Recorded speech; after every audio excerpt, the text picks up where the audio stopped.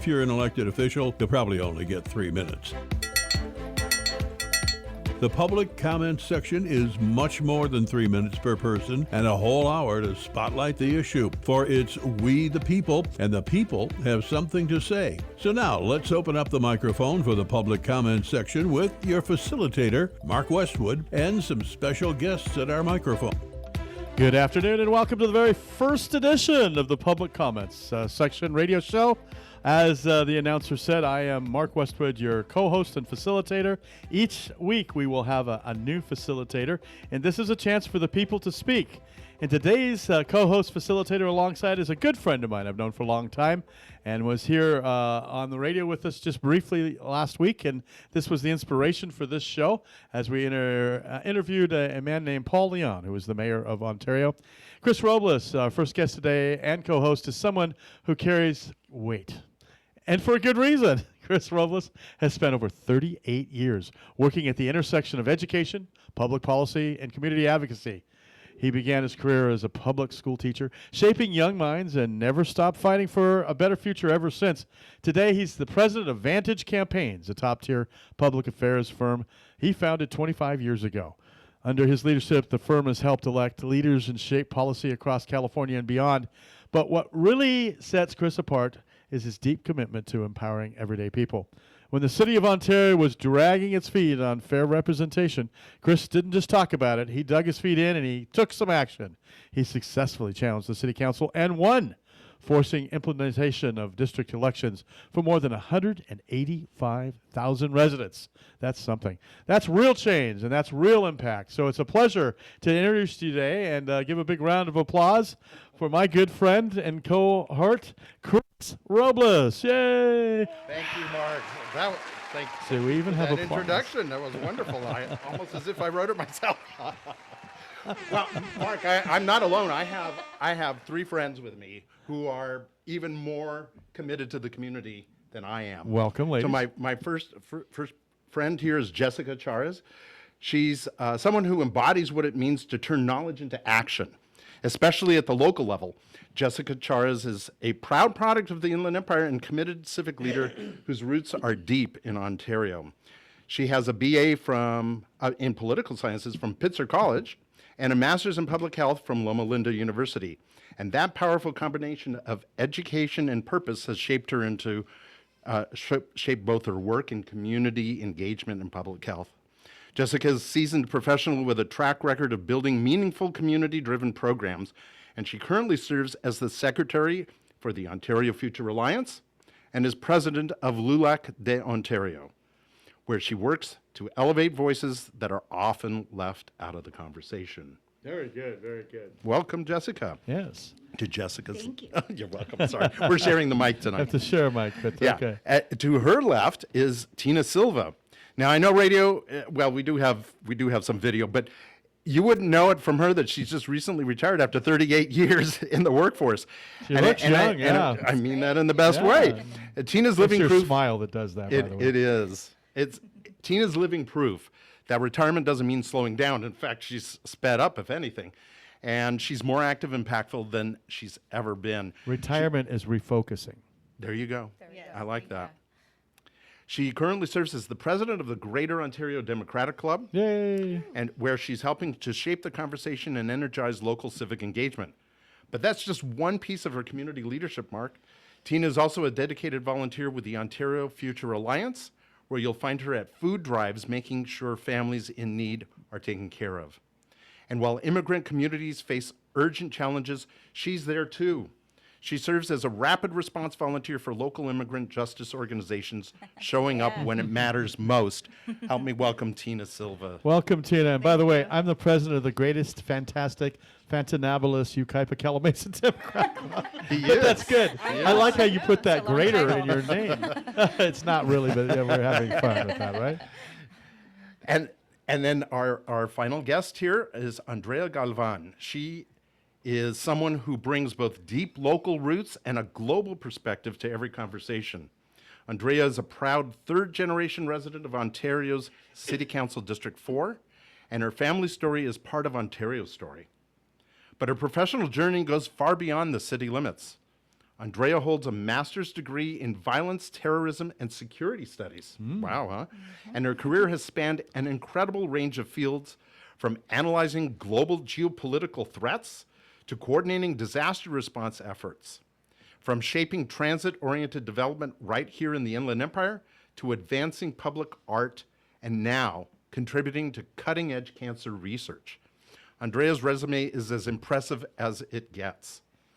She brings a rare blend of intellectual rigor, practical experience, and a deep commitment to her hometown.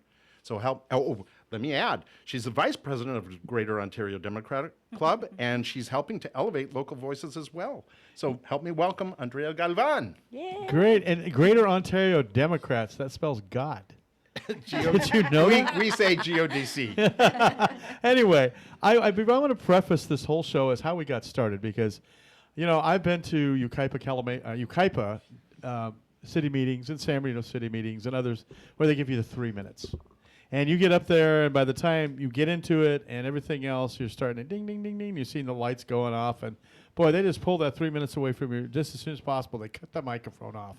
So this is a public comment section that most people have to fill out a speaker slip, and they speak at the beginning of the meeting. Sometimes if there's something they can speak to on an agenda that's not been on the consent agenda, by the way, and that's a whole nother thing, then they get to speak. So public comments are so essential, but you don't get much time. There are feedback, there are opinions submitted to these government agencies and elected people, and proposed rules and regulations and actions. They are part of a government's rulemaking process, although some electeds scorn them because they don't want their time taken up.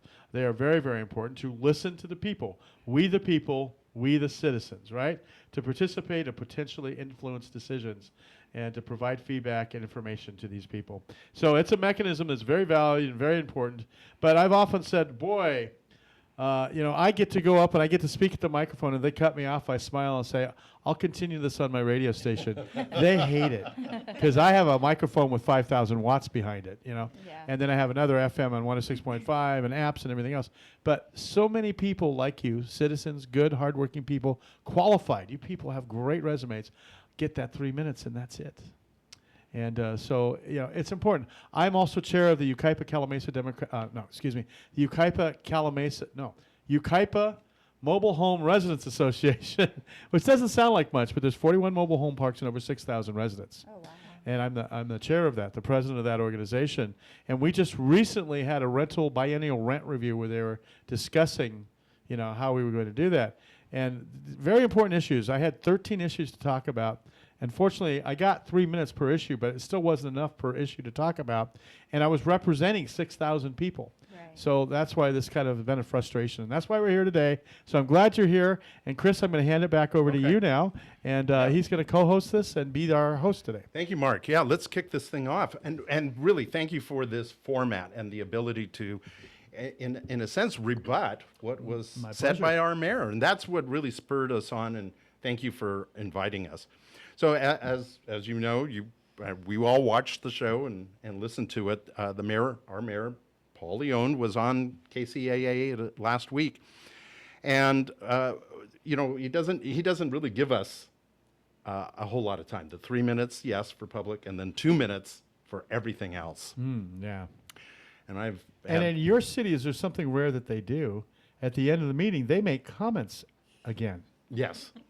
Right. And the mayor often, I'm like, who's heard of that? He'll say, we cannot comment to anything that's said here. And then he says something at the end, which is why I think he came on the show, because he got lambasted for some very negative comments. I'm sure. Oh, my lights were lighting up. My phone lights were lighting up that yeah. day. Yeah. People wanted to talk. They wanted to get a piece of him. Well, But we were talking about baseball and stuff like that. That's right. Well, and really, the comment that the mayor made, I might as well just say it.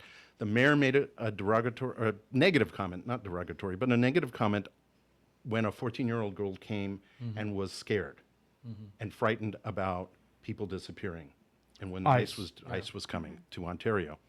And he just dismissed it and just said, I don't see it. It's not happening to me. And then people didn't really see this. He points to the right, and he points to the city council, the newly elected city councilwoman, and the city manager and the city attorney, and he said, they're Latino, except our city manager and our city attorney live in the most exclusive part of Ontario and make over $500,000 a year. I don't think that they're a target of ICE. They're not So landscapers. They're not it was very insensitive. pool people. But they're he took his beating at the next council meeting following that, And to be fair, I think he apologized he did apologize on July 3rd. But let me say, that is a perfect example of of him and the Ontario City Council and what they believe in terms of the community.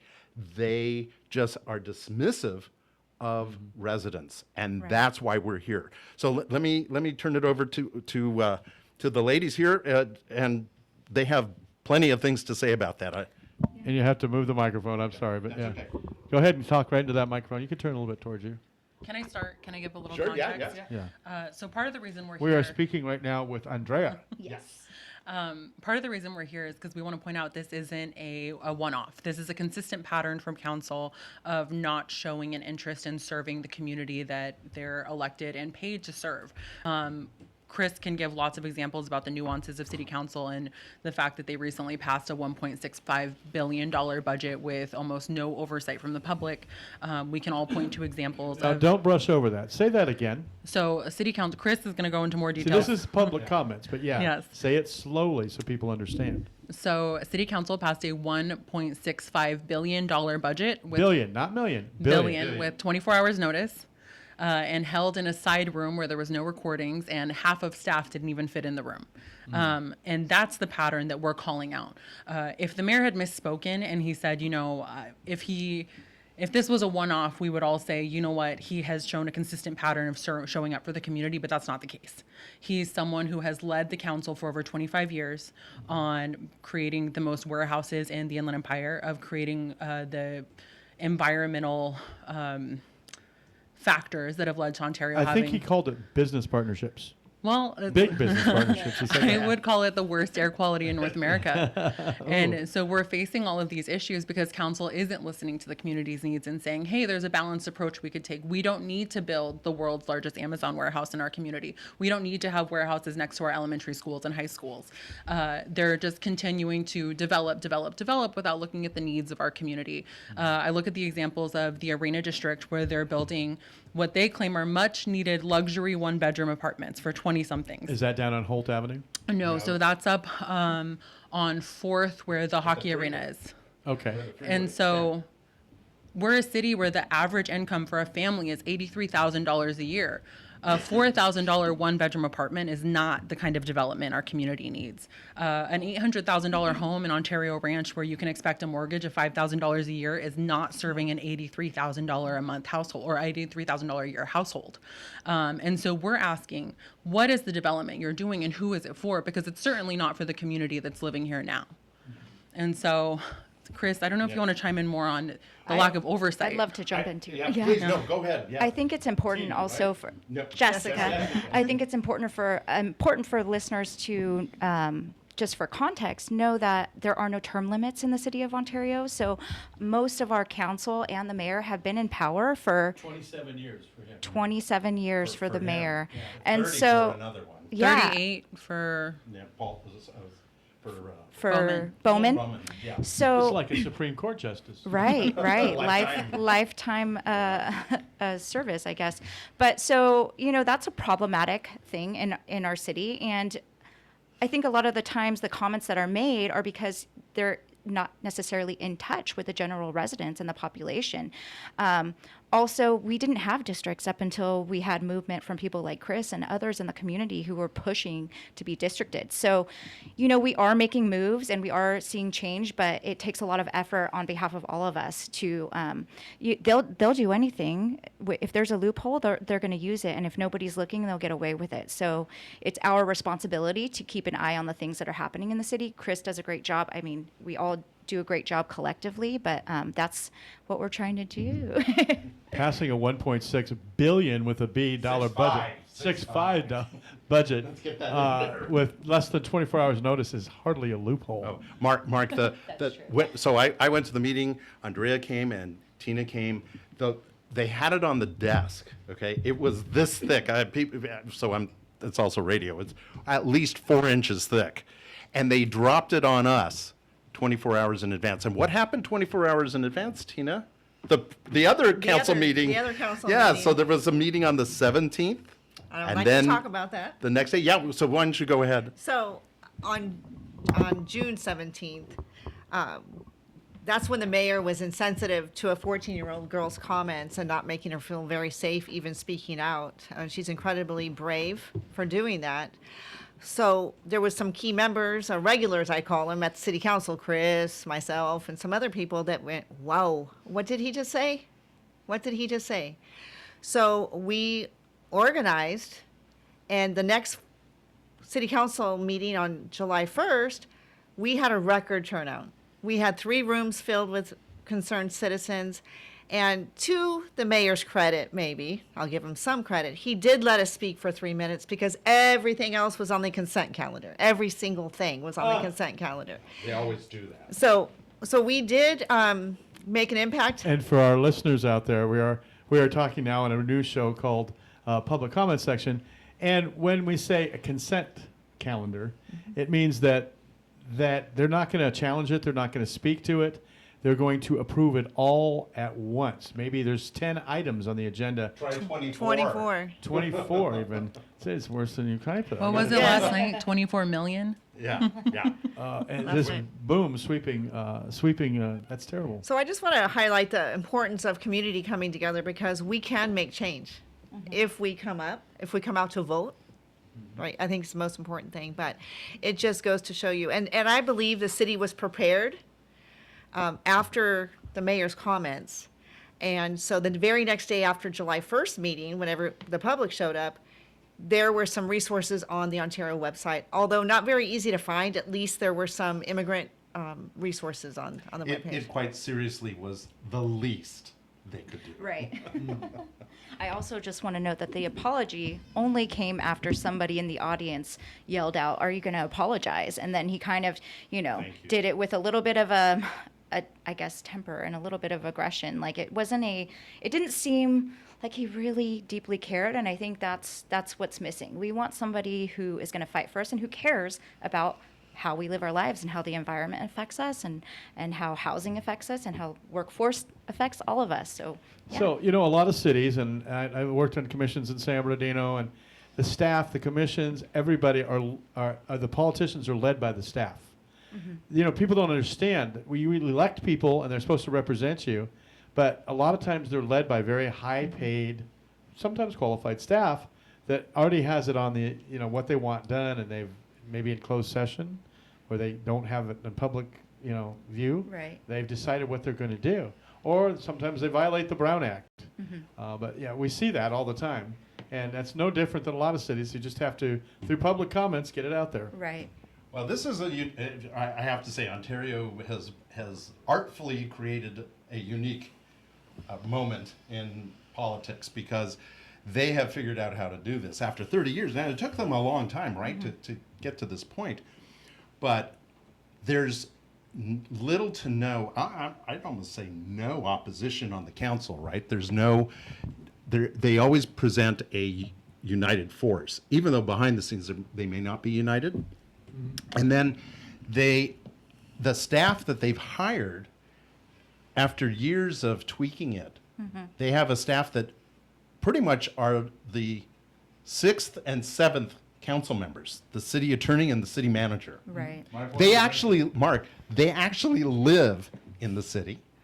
One of the city manager actually lives on the same side of the block as one of the council members, and they all live within a block of each other.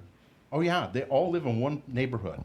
In Ukaipa, before we did the districting, which was mandated by law, literally we had 3 council people living on the same block. We did Yeah. too. Yeah, Yep. yeah, and everything that they do is always on the edge of legality, right? They push the edges, but in order to fight, you have to sue them, which is what I ended up doing to make them go to districts. They won't give in to anything, and they abuse it. And my friends here have been part of the witnessing of that very thing. Do you have any other comments about how the council has treated the community? I could comment on there's so much that they've done, which I think the biggest issue is that they're just not involved and they're not in touch. When they were all first elected, except for our newest council member, they were in a very different Ontario. Today, Ontario is 68% Latino. And so the Ontario that they knew from when they first moved here or their youth is not the Ontario that exists today. Right. And we're also a much younger city. So a lot of our community is young people, children, and I think it's hard for them to understand when they're, their grandparents' age or great-grandparents' age, so they're not raising kids every day and seeing the challenges of not having access to parks. And so I'd like to talk a little bit about the baseball stadium. Yeah, let's do that. And so my background as a research analyst is going to come in now because I'm going to throw a bunch of data at us. Nice. So the Ontario Stadium, as you pointed out in the last meeting, is going to be funded by or ran by Diamond Baseball Holdings. That's a Silicon Valley private equity firm. The name indicates that it's some kind of baseball company. It's not.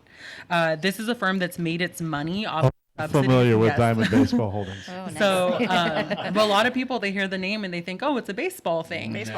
But they make their money off of subsidies, and they've made $300 million in the 3 years that they've existed just from municipalities like our subsidies. A lot of economists have looked at it and said, we don't think that they're able to. Can you back up and repeat that again? $300 million in subsidies. They make their money off of subsidies from the cities, not Yes. baseball attendance Correct. or parking fees. Yes, because most of the parking fees go to the city, to the cities where they have these contracts. And so what their entire business model is just these subsidies. And so it begs the question, why is it that we now have 4 teams in the Inland Empire, 3 of them in San Bernardino County owned by the same firm? And what can they possibly be doing to compete against each other?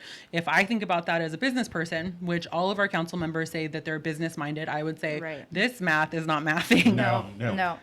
Don't forget the Lake Elsinore storm. Yes. That's right. Yes. Yeah, so there are 4. But they're not owned by Diamond Baseball Holdings yet. Not yet. Not yet. Not yet. Soon to be. They're gobbling them all up. In fact, let's put it in a little perspective. So here's what happened.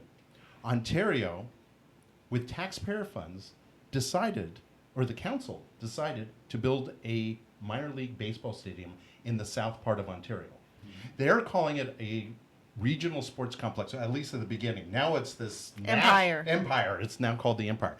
So they're doing these bait and switches, right? They showed pretty pictures of fields for kids.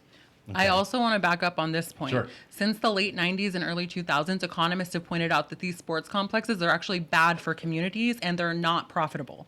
What we found over time is that the best way to develop land is to create parks within 5 to 10 minutes walking of people's Absolutely. homes. So Yeah. Yes, absolutely. And that's actually what our vision is, or I can say that's my vision, but I think everybody would agree. We would rather have the money spent in neighborhoods. In my area of Ontario, I'm up in the northern part, north of the 10 freeway. There is no park within walking distance. And so they concentrated all the money and all these parks down in the south. Oh, you need a break? Break. Yeah, that's yeah, 106.5 FM. I'm on a brand new radio show called The Public Comments Radio Show. And we're going to take a break in a minute. We're going to come back. Before we go, I'm going to open up the lines after the break at 1-909-383-1000, 1-909-383-8000, or 383-9000. 1000, 8000, and 9000, 383. If you want to call in, and if you're a public official, we give you your 3 minutes. Ding, ding, ding, ding, ding. Only 3 minutes. We'll be back with Chris Robles, Andrea, Tina, and Jessica right after this. Find myself alone when each day's through. Yes, I'll admit that KCAA Loma Linda. The Legacy KCAA 1050 AM and Express 106.5 FM. NBC News Radio, I'm Brian Shook. President Trump is questioning some of his own supporters over what he calls the Epstein hoax. Trump spoke to reporters Wednesday in the Oval Office and was asked about the contentious DOJ investigation into the late sex offender. Millions are being threatened by severe weather from Chicago to Denver. Large areas of Illinois, Wisconsin, and Colorado are under a slight risk of seeing severe storms. The 2 women who died from Sunday's intense storms and flooding in New Jersey are being identified. This as residents like this woman deal with storm cleanup that could take weeks. We're still cleaning up after the flood. We've been here since like maybe 9 o'clock. We don't have no air. There's no hot water. We don't have anything. Authorities say Lubia Esteves and Forrest Whitlock, both in their early 60s, were in their car when they made a turn, ended up in a ditch, and were pulled into the rushing waters. I'm Brian Shook. Got issues with youth or high school sports? Positive Coaching Alliance can help. PCA, a national nonprofit, offers more than 1,000 free online resources for youth and high school sports coaches, parents, students, and administrators. Visit PCADevZone.org. What is your plan for your beneficiaries to manage your final expenses when you pass away? Life insurance, annuities, bank accounts, investment accounts, all require a death certificate, which takes 10 days based on the national average, which means no money is immediately available, and this causes stress and arguments. Simple solution, the beneficiary liquidity plan. Use money you already have, no need to come up with additional funds. The funds grow tax deferred and pass tax-free to your named beneficiaries. The death benefit is paid out in 24 to 48 hours without a death certificate. You heard me right. Without a death certificate. Call us at 1-800-306-5086. Tahibo Tea Club's original Pure Pau de Arco Super Tea comes from the only tree in the world that fungus does not grow on. As a result, it naturally has antifungal, anti-infection, antiviral, antibacterial, anti-inflammation, and anti-parasite properties. So the tea is great for healthy people because it helps build the immune system, and it can be truly miraculous for someone fighting a potentially life-threatening disease due to an infection, diabetes, or cancer. The tea is also organic and naturally caffeine-free. A 1-pound package of tea is $49.95, which includes shipping. To order, please visit TahiboTeaClub.com. Tahibo is spelled T like Tom, A-H-E-E-B like boy, O, then continue with the word tea and then the word club. The complete website is TahiboTeaClub.com or call us at 818-610-8088, Monday through Saturday, 9 a.m. to 5 p.m. California time. That's 818-610-8088, TahiboTeaClub.com. KCAA. And now it's time for the public comment section with your co-host, Mark Westwood. Each week we give the citizens the microphone, and we don't limit them to 3 minutes. We'll pick a special topic, invite a guest city or town to the podium. We'll give them the proper time to make their comments known without a buzzer going off. If you're an elected official, you'll probably only get 3 minutes.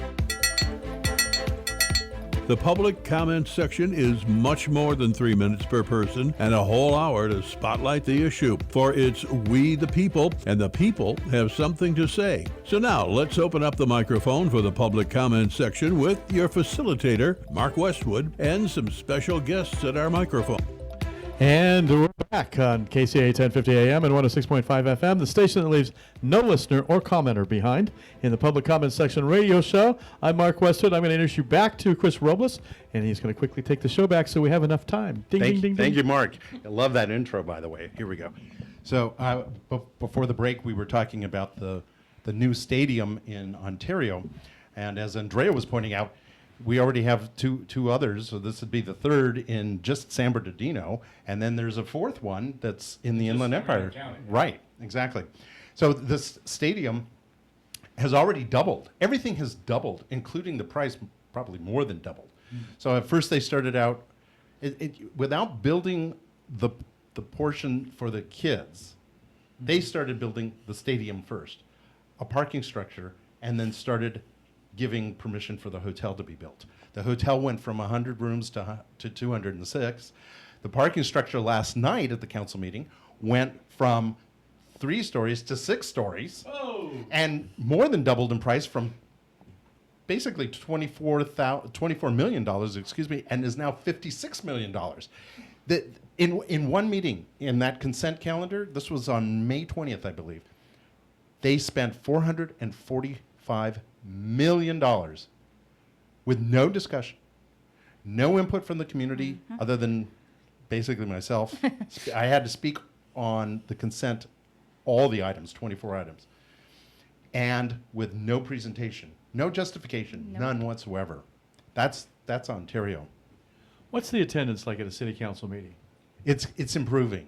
Actually, it's a good point. We do want to talk about. So we want to talk about how people can get involved, but we have a different vision for Ontario. So it isn't. We may be complaining about what the council's doing, but it isn't without knowing that things could be better. I want to bring that up to my friends here.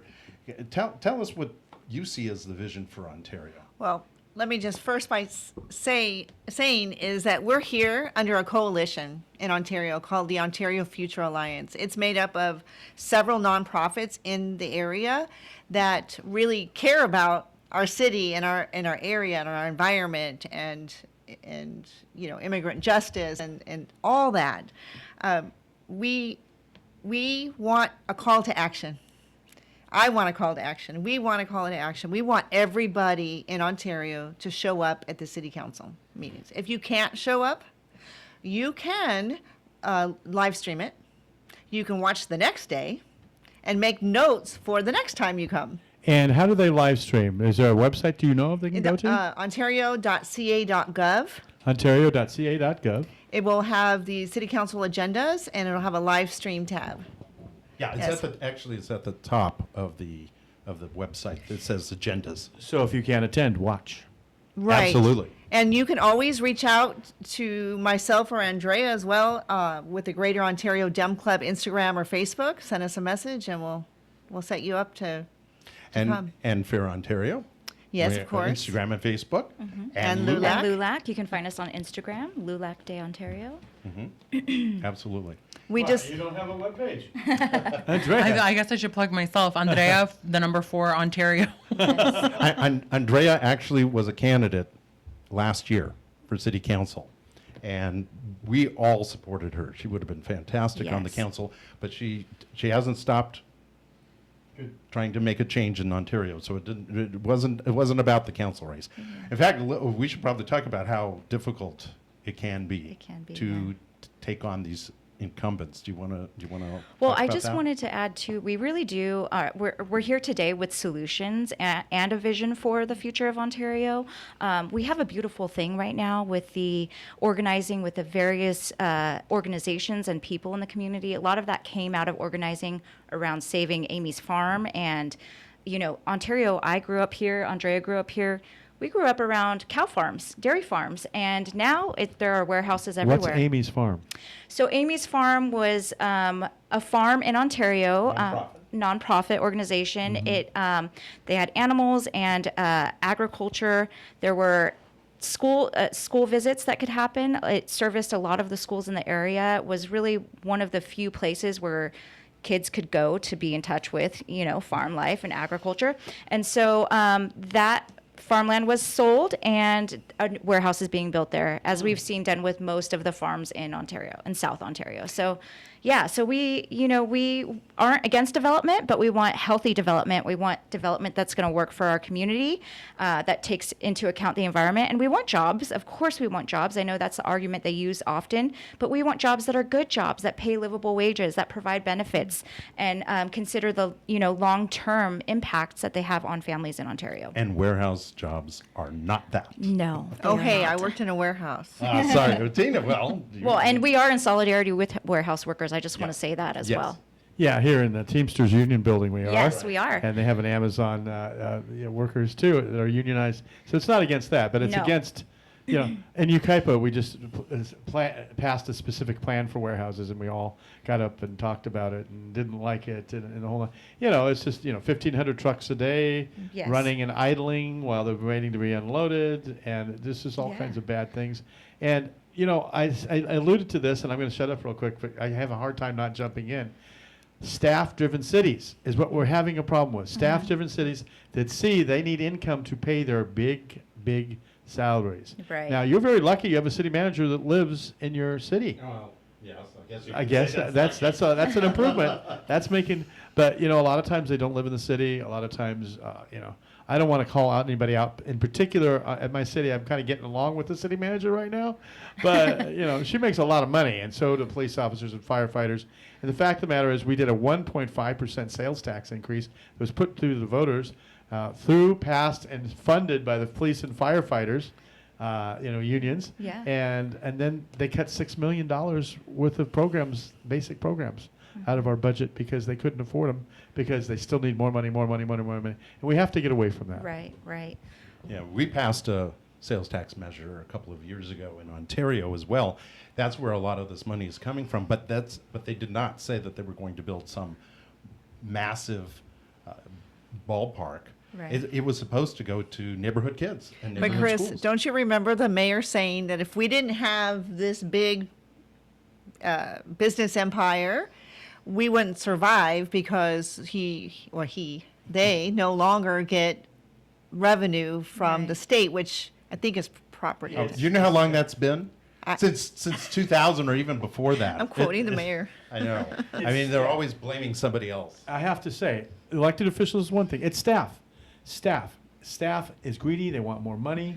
I can tell you what our police officers are doing with us I right was gonna now. say, I'm gonna stand up for staff in Ontario. I love Ontario staff. Well, the real staff, like the working staff. I love Ontario working staff, so I want to make sure that we're clear on that. Yes. And some of them are Teamsters 1932 working staff. employees. Yes. Okay. So we gotta. I think the support city, them. the reason the city is run so well and we have the resources that we have is not because of our council. It's because we have dedicated staff, a lot of whom live in our city and really care about the future of our community.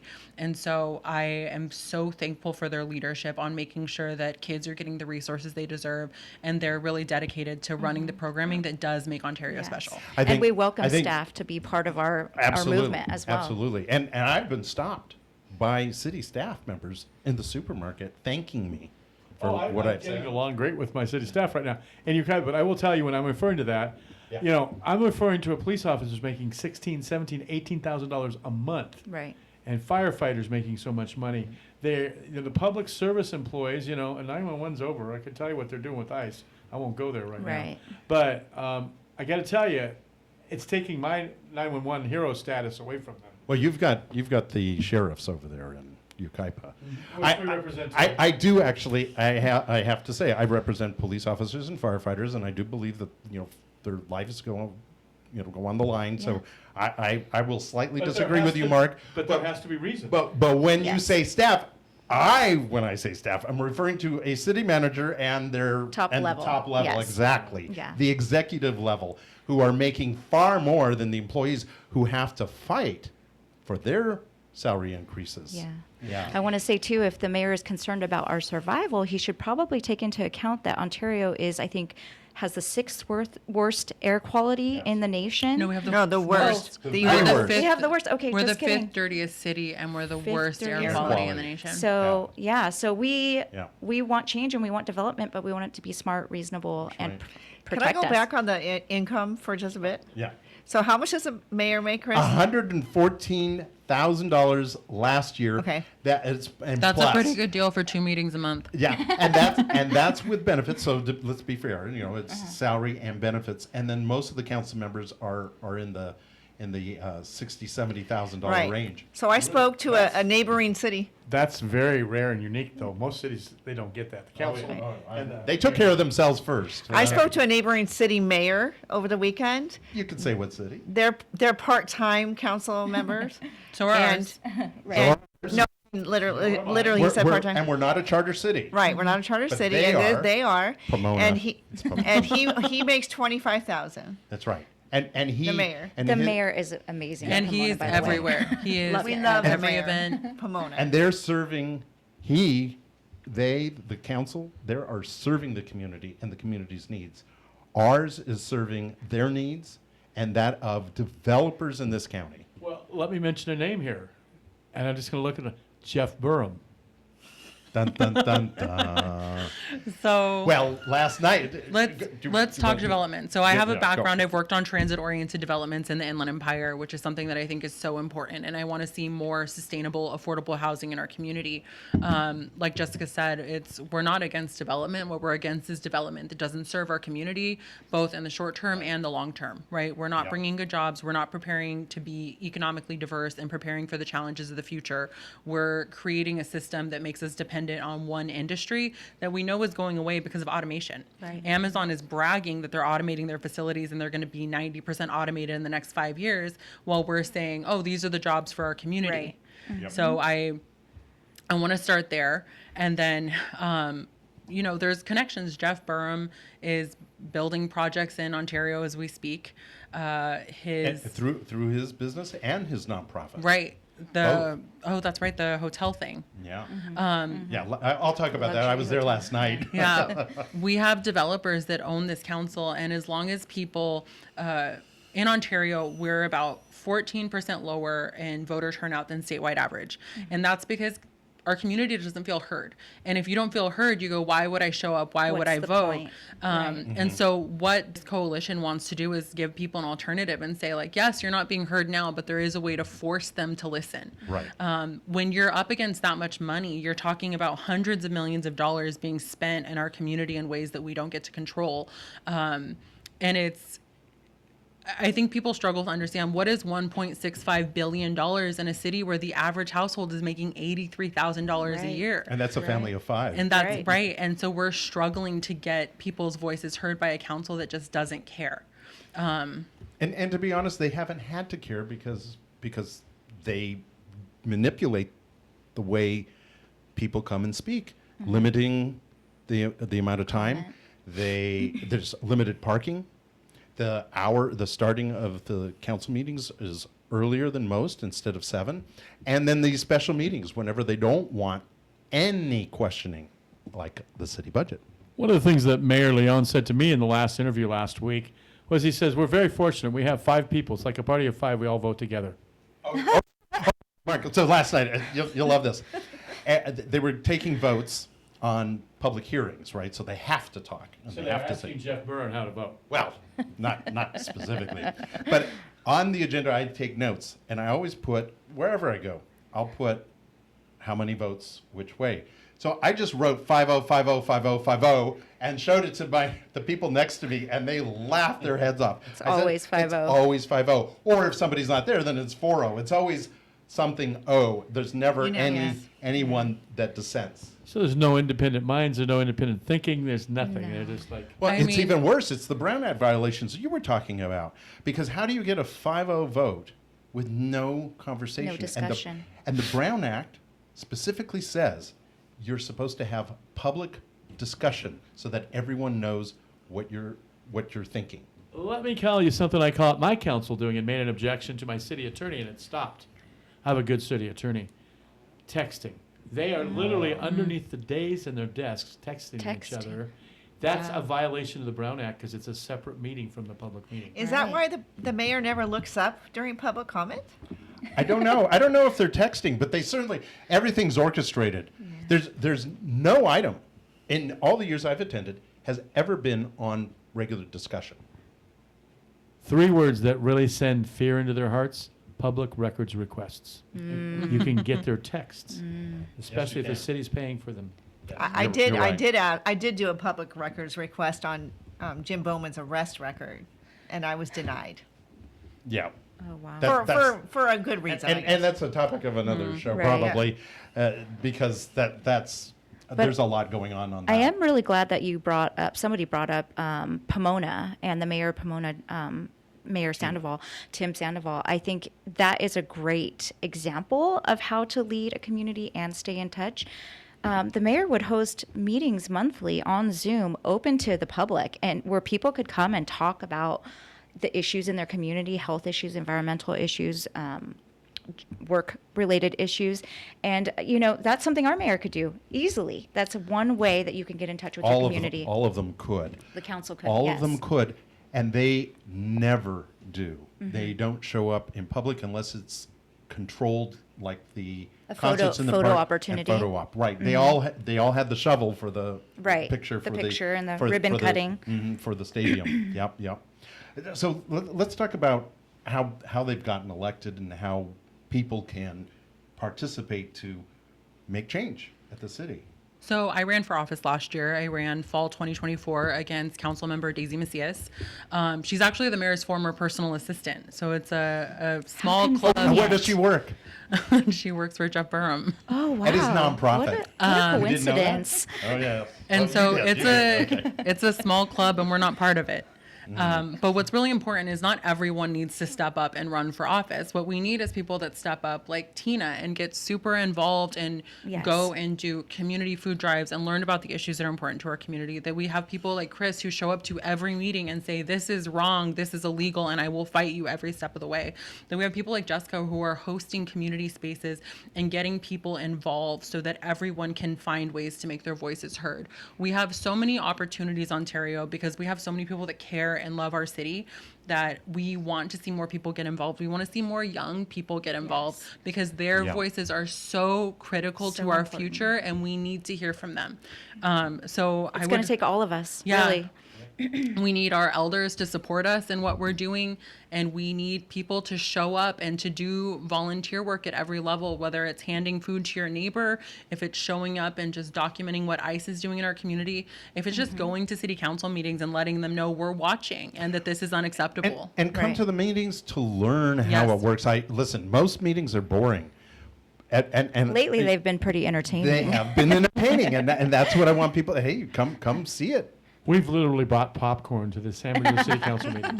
I am so I'm so I'm gonna say something. You get 30 seconds. I want to go get some Academy Award, the little Trophies. trophies, Statues, yeah. and bring them and put it on the Podium, lectern on uh-huh. the lectern. And say, I'm bringing this for the city manager because last night, oh boy, he was righteously indignant about the Burham Hotel. So I'll throw that in with that comment.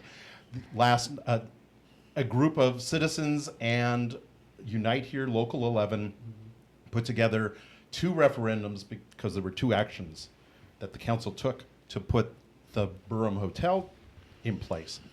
And they gathered twice the number of signatures as needed. Last night, they put it on the ballot. So we're going to have 2 ballot measures, and now the public can finally have input, probably for the first time in decades, on construction or a project that's coming into Ontario. And by the way, this is a hotel that's going near the convention center, but it will have an impact on the air quality and Right. the traffic and everything else. And maybe some of you could speak to the giveaways that the council. This is why people were really upset with this. The giveaways to the developer. I'm drawing a blank, Chris. Oh, that's okay. So it was tax relief for what was it, 10 years? Yes. No, 20. 20 years. 20 years. years. Thank you. Yeah, Okay. it's coming 20 back. years. There's a bridge, not a bridge to nowhere, a bridge from the hotel to the convention center. Yeah. Yes. But at taxpayer expense, okay, to benefit the hotel, but at taxpayer expense. Well, you don't want people walking over the freeway, right? Well, it's a freeway exit, but yeah. It makes sense. Look, everyone's already said we're not against development. We're just against how they do it. Right. And the Let's be and the smart about money. it. Yeah. And then where you're putting this money. So I don't want to hog it all. No, could our residents even afford to go to the hotel rooftop bar and have a drink? Right. That's right. That's right. Probably not. I won't. Right. Well- I mean, certainly warehouse workers that are getting paid the bare Yeah, minimum. what's the average? I wonder what How the do we average take it? pay is for warehouse workers Oh, compared we to lost him. city managers. We have a caller. Oh, Is he on? okay. Oh, it was on my phone. Oh, okay. Well, But I think he hung up. we only have 5 minutes. But okay, so let's go really quickly how people can get involved in each organization because we've got tons of places for you to plug in. So you want to start, Andrea? So if you're a policy nerd like me and you want to get involved in the research and holding elected officials accountable, I highly recommend you connect with Greater Ontario Democratic Club. We also do fun stuff like picking up trash in the park and identifying issues in neighborhoods. And marched in parades. We do lots of stuff. We believe in on-the-ground activism in addition to holding... And camaraderie and friendships and friendships Yes. you'd never make. So that is fun. It is fun. It's important to be in our neighborhoods and picking stuff up. So please get involved with Greater Ontario Democratic Club. Reach out to us on Instagram, Facebook, and then me at Andrea for Ontario. And Tina? And also the Ontario Future Alliance, you can contact them through the Greater Ontario Dem Club or LULAC or Fair Ontario to get involved. I was joking today during a food drive that this balances out my protesting, giving away food. So it's a good thing to do. Yes. And then for LULAC, that is the League of United Latin American Citizens, LULAC. You can find our council on Instagram, LULAC de Ontario. We're council number 3296. You can also find my Instagram, Jessica Juliana. Follow me there. And please join our movement. We are very excited and feel like we finally have some momentum behind us to make some real change in the city of Ontario. And lastly, Fair Ontario, which is a civic engagement organization. You can reach me at Chris, CHRIS, at fair, FAIR, Ontario.com. And would love to hear from you. Well, we've had these great people on here today. That was our very first show. Came to a quick ending. Even though you didn't have 3 minutes, you had a lot more today. Yes. There seems to be not enough time to talk about all this. A lot going on in Ontario. And good stuff, too, and positive stuff. But, it's good to have you here. This has been the first edition of this Public Comments Section radio show. Thank you, Mark. Thank Thank you you. so much. And thank you to Andrea Galvin, to Tina Silva, and also to Jessica Charis. Yep. Charis.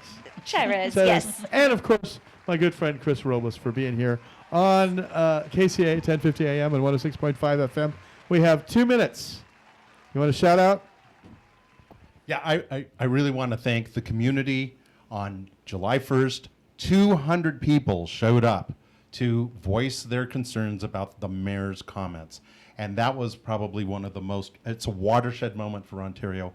Keep it up, keep watching, and keep holding them accountable. What do you think?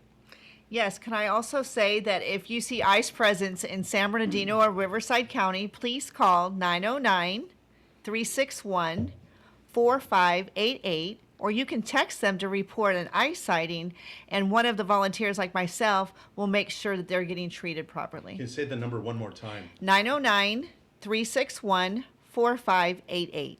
And if you have an Apple phone, an iPhone, Ice Block, an app, Ice Block. Nice. Of course, no one supports what's going on. Keep ice in your drinks. Keep the ice in the Where it drinks. belongs. I'm Mark Westwood along with Chris Robles. This has been a great new show. Great progress made. We thank you very much. We'll be back next week, and we'll have you guys back soon. Yes, we'd love to come back. And thank you to LULAC. Thank you to Fair Ontario. Thank you to the Greater Ontario Democratic Club. Have I left somebody out? Ontario Future Alliance. And Yes. Ontario Future Alliance. I'm Mark Westwood. For KCA 1050 AM, 106.5 FM, thank you, Eric Osario in the booth. We'll see you on Wednesday next week, right here on KCA. Join me at 3 o'clock tomorrow afternoon with Donald Williamson, tax saver and more. G'day.